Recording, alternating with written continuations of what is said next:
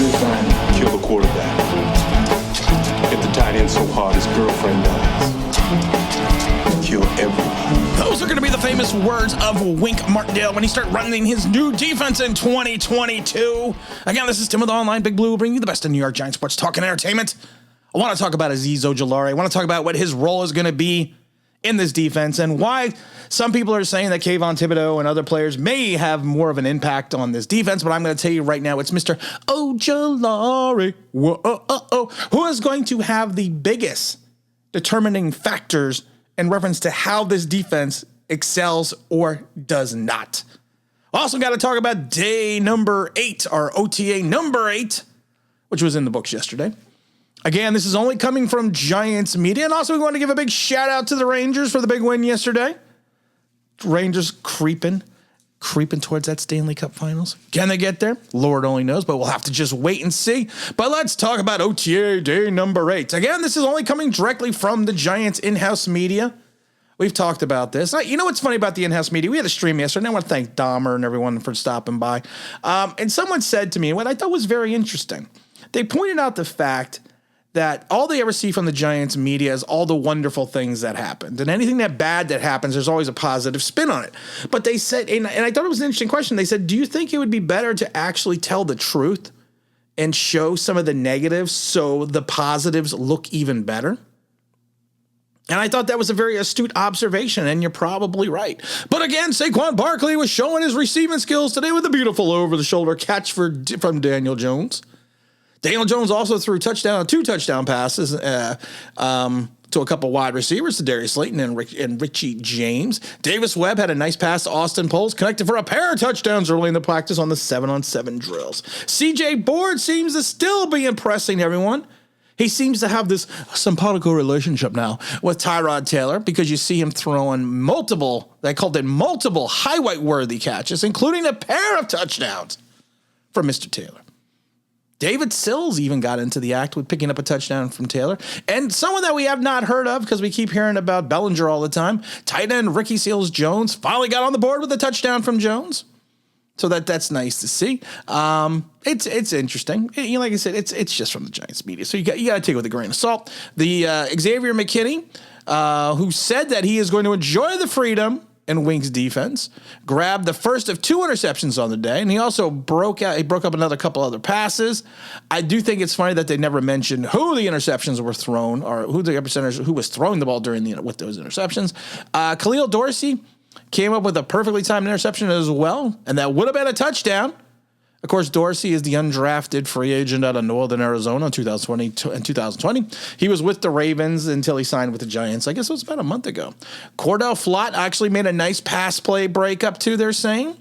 They're saying that he looks comfortable in his new secondary role and is going to be completing for playing time at the slot position. I don't know. I really don't know how. We're going to decline that. I really don't know how people know all these things because you know what? It's still the OTAs. we're still not we're not even to mandatory minicamp yet.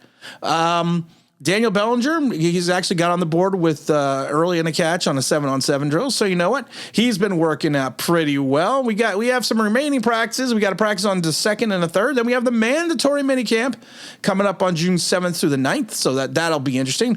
Probably the media is going to be out today. The actual New York media, national media might be out today to see exactly what's going on. And give us their spin on the practices as well.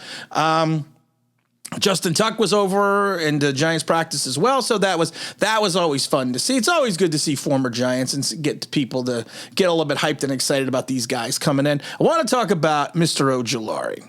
Mr. Ojulari, when we stole him last year in the draft, he was one of those players that I said he could potentially win the defensive rookie of the year because of the fact that he may not have the best and most gaudy stats, but he is good. I thought he was going to be kind of a stat compiler because we really didn't have any other linebackers to play as well as he possibly could. So I thought he could win it just because of the fact that he was going to be on the field for the majority of the time. And boy, I was wrong with that. Because I went back and looked at the 2021 stats, and I knew early in the season Mr. Ojulari was not really on the field extensively or more than he should have. But then it's funny but if you actually look at his snap count, He only played in 780 defensive snaps, which is only 67% of the time.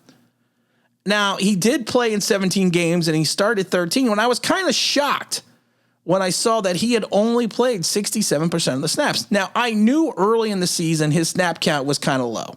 That in some ways that it was almost like he was on a pitch count, because if you look at early in the season, he played in 52, 63, 50, 54, 62, 62, 67. It wasn't until week 8 did he start playing 81, 86, 78, 90, and then his snap count dropped again to 50, 59, 55, 66, 68, 59, 78. I am very surprised. I was actually very surprised by those numbers, because as bad as the Giants were the last, since, from week 12 on, I would assume his snap count would have gone up, because of the fact that you would be having to look at players that you're going to need to see if they're going to be building blocks. But it's funny, after the Philly game where he played 90% of the snaps, his snap count went down to 59, 55, 66, 68, 59, and 78. That's kind of astounding if you think about it. For a guy that had 8 sacks, 13 quarterback hits, you would think that he would have been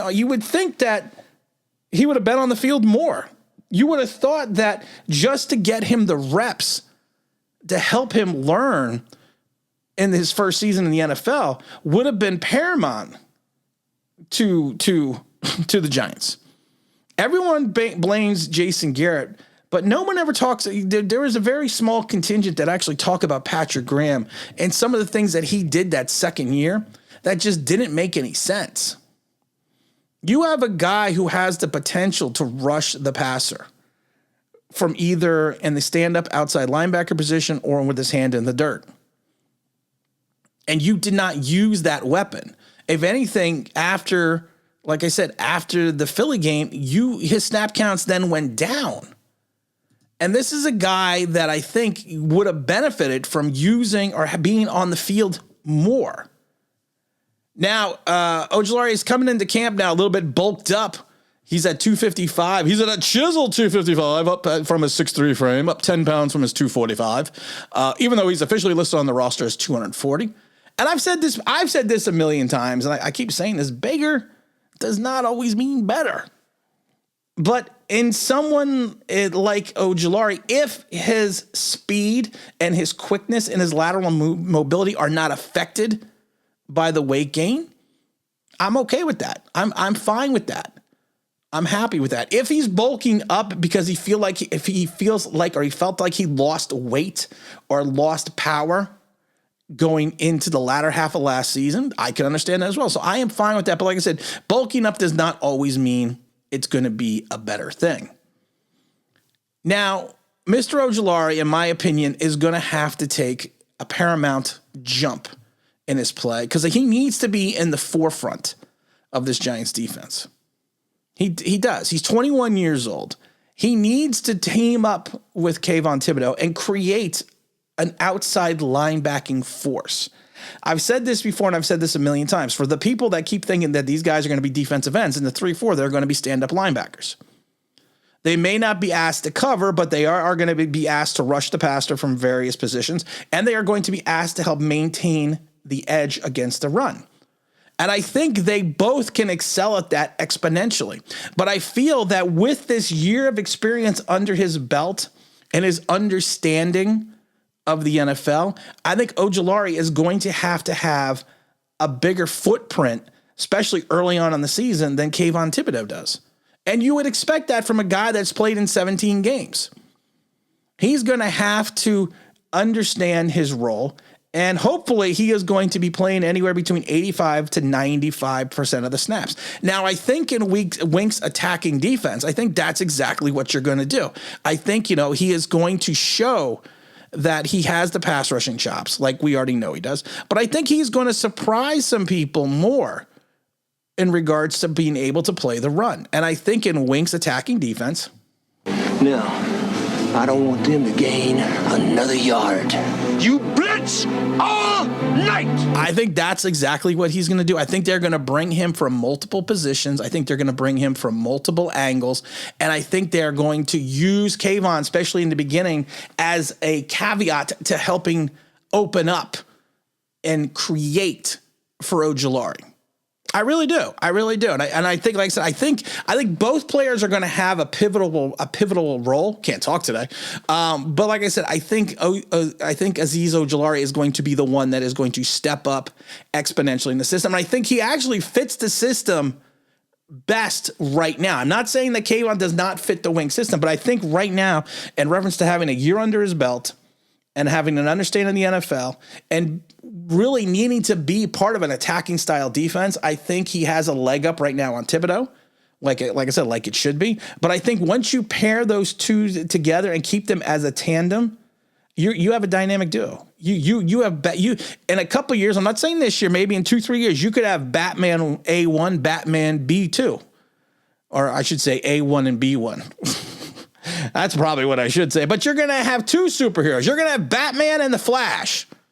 I'm not a Marvel guy. I don't know anyone besides Batman and Superman. But like I said, that's what you're gonna have.